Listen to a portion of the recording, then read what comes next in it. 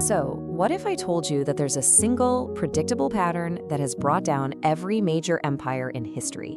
And no, it's not war, it's not some crazy plague, it's not even a revolution. It's something that happens from the inside out. In this explainer, we're going to dive into the source material that lays out this specific economic sequence, a sequence that is played out over and over again. And the kicker? It might be happening right now. Right, and this is the crucial point to get. The fatal blow is always self-inflicted. This isn't about some external enemy kicking down the gates. It's about a nation systematically destroying its own currency, which leads to total economic failure. This pattern, according to our source, is pretty much identical every single time. And here it is. This is the roadmap to ruin. 7 stages, and they always happen in this order. First, the empire gets to the top, usually with a strong, trusted currency. Second, it starts to get a little too big for its britches, overextending militarily and financially. Third, that leads to crazy deficit spending. Fourth, to pay for all that, the government starts messing with its own currency, debasing it. Fifth, of course, this triggers massive inflation. Sixth, the rest of the world starts losing confidence in that currency. And finally, stage 7, total economic collapse. We're going to walk through history and see these exact 7 steps play out with some of the biggest empires you can think of. Okay, let's start with the big one, Rome. You know, the empire that basically defined the ancient world for centuries. Their story is the perfect, and I mean perfect, first illustration of this pattern in action. For hundreds and hundreds of years, Rome's power was built on this little coin, the denarius. This was real money, folks, nearly pure silver. When you held one of these in your hand, you knew exactly what it was worth. And that trust was the bedrock of their entire economic and military machine. Okay, and this is where it gets really interesting, because you can literally see the collapse happening in real time. Rome's borders keep expanding. That's your stage 2, overextension. Its military becomes way too expensive to maintain, leading to stage 3, deficit spending. So what do the emperors do? They start debasing the currency. That's stage 4. I mean, just look at that drop under Gallienus, down to just 5% silver. At that point, the coin is basically a fraud, right? And this chart just illustrates the death spiral perfectly. The problem? Unsustainable spending. The government's quote-unquote solution? To destroy its own money. And the result? Well, you get hyperinflation and a total loss of confidence. That's stages 5 and 6 right there. Soldiers started refusing to be paid in these worthless coins, trade just ground to a halt, and the entire economic engine of the empire completely seized up. The empire didn't fall, it bankrupted itself. All right, let's fast forward over 1,000 years to the Spanish Empire. Totally different time, different continent, different currency, but as you're about to see, it's the exact same pattern. After discovering the Americas, Spain basically hit the lottery. I'm talking about the Potosi silver mines. They had, for all practical purposes, an infinite supply of money.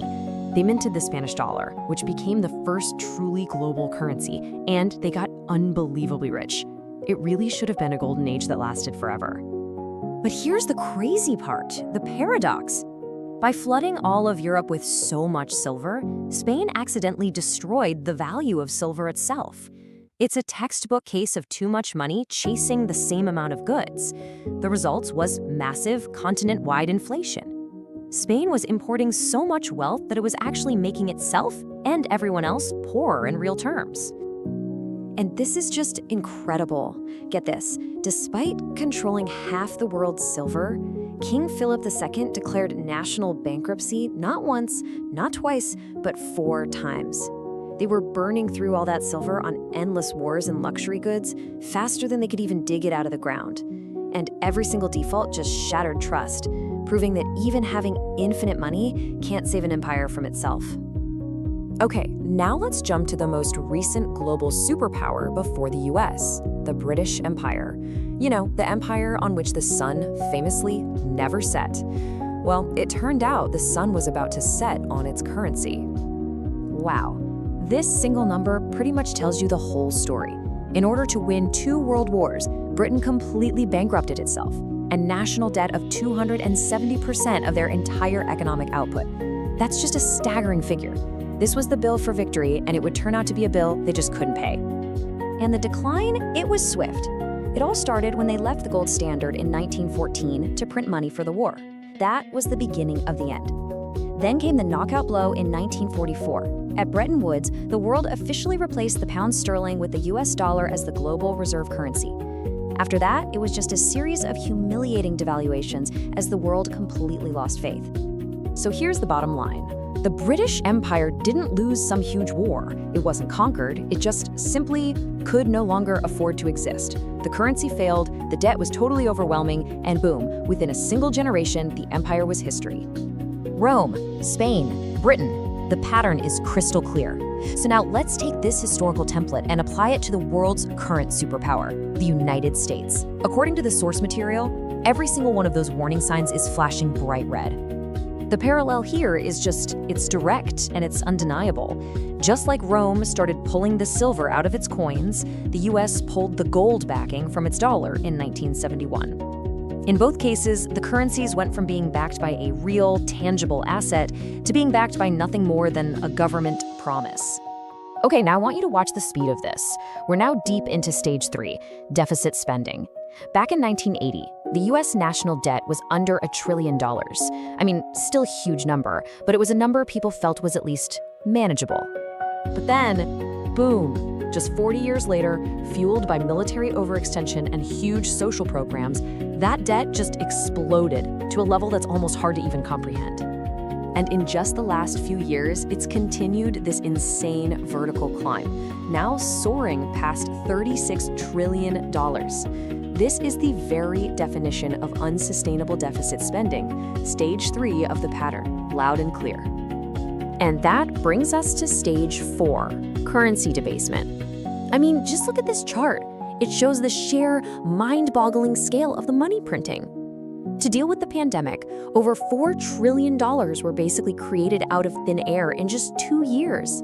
That is more money than was created in the country's entire history before that point. And the result, just like in Rome and Spain, was of course inflation. And here we are at stage 6, loss of confidence. You can see it right here. The world is actively, tangibly moving away from the dollar. 25 years ago, the dollar made up over 70% of global reserves. Today, that's down to 58% and it's still falling. Countries like China and Russia are openly building alternatives, getting ready for a world where the dollar is no longer king. So, if you follow the pattern, the US is deep into the sequence. The source material argues this puts the entire global system at a massive critical crossroads. The question is, what does history tell us happens next? Well, history seems to offer 3 main paths. You could have a controlled decline, kind of like Britain, where the nation just adjusts to being a second-tier power. You could have a chaotic collapse, like Rome, which basically leads to a dark age. Or you could have a reset, where the old system dies, but a new one is built to replace it relatively quickly. It's painful for sure, but it's survivable. In the end, the source material really just leaves us with this one big question. It argues that this pattern, well, it's absolute. The math is unforgiving. It doesn't lie. We've seen it 4 times, 4 empires, 4 identical collapses. All the signs suggest the sequence is already well underway. The only question left is, how much time is on the clock?